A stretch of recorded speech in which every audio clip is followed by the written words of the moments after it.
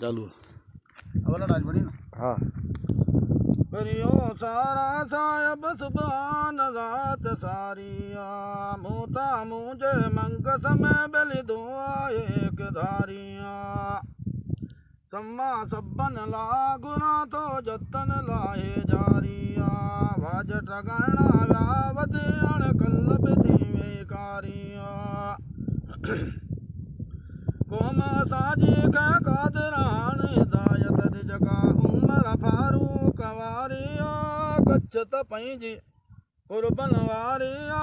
जंहिंजी नंग भरी नारिया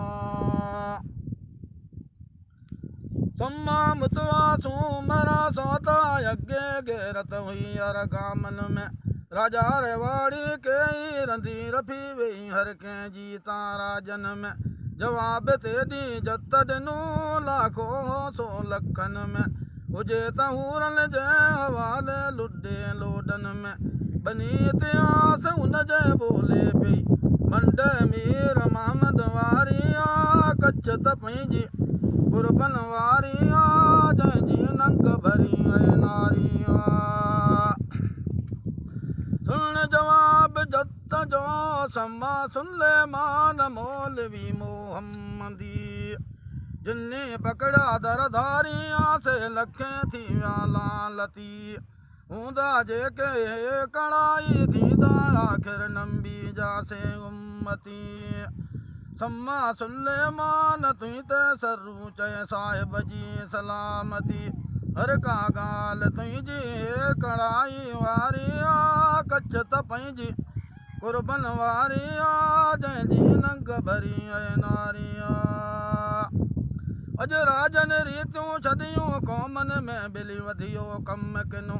पंज वक़्त रखी ऐं पासे पढ़नि की नजुमूं लखण लाए कात वियड़ा अदा कम थियो सुन सम्मा सुलेमान सरु जो हे सिरनामो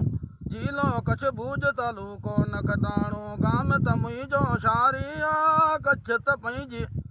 कुर्बन वारिया जंहिंजी नंग भरी नारिया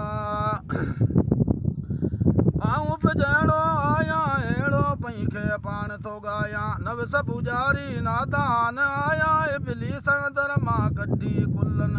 कला ॿिया त आइन बुझणा आऊं भोरी बेकार भला सुन सवाल साहिब हे सरूजा आए मुंहिंजो तूं अला